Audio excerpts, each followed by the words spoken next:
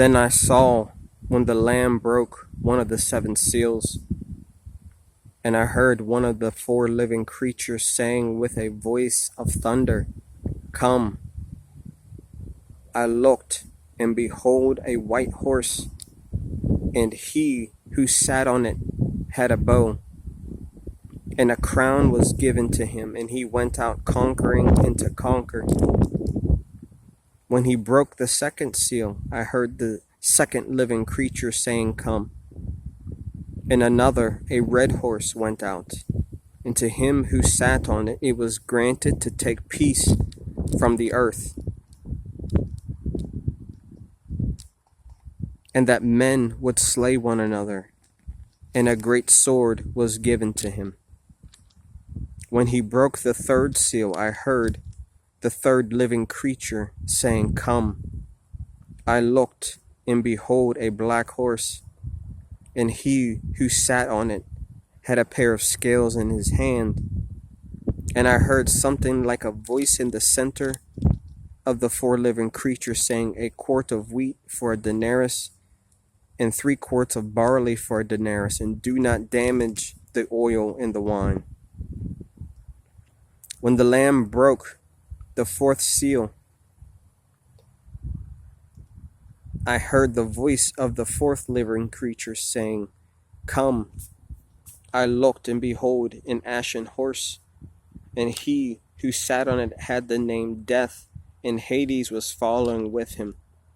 Authority was given to them over a fourth of the earth to kill with sword, and with famine, and with pestilence, and by the wild beasts of the earth. When the Lamb broke the fifth seal, I saw underneath the altar the souls of those who had been slain because of the word of God, and because of the testimony which they had maintained.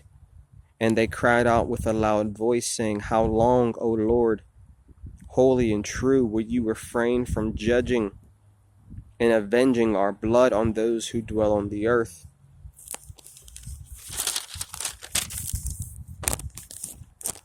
And there was given to each of them a white robe, and they were told that they should rest for a little while longer until the number of their fellow servants and their brethren who were to be killed, even as they had been, would be completed also. I looked when he broke the sixth seal, and there was a great earthquake, and the sun became black as sackcloth made of hair, and the whole moon became like blood,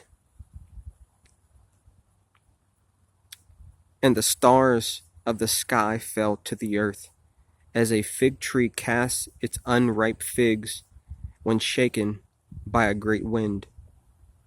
The sky was split apart like a scroll when it is rolled up, and every mountain and island were moved out of their places. Then the kings of the earth, and the great men, and the commanders, and the rich, and the strong, and every slave, and every free man hid themselves in the caves and among the rocks of the mountains. And they said to the mountains and to the rocks, "Fall on us, and hide us from the presence of him who sits on the throne, and from the wrath of the Lamb. For the great day of their wrath has come, and who is able to stand?"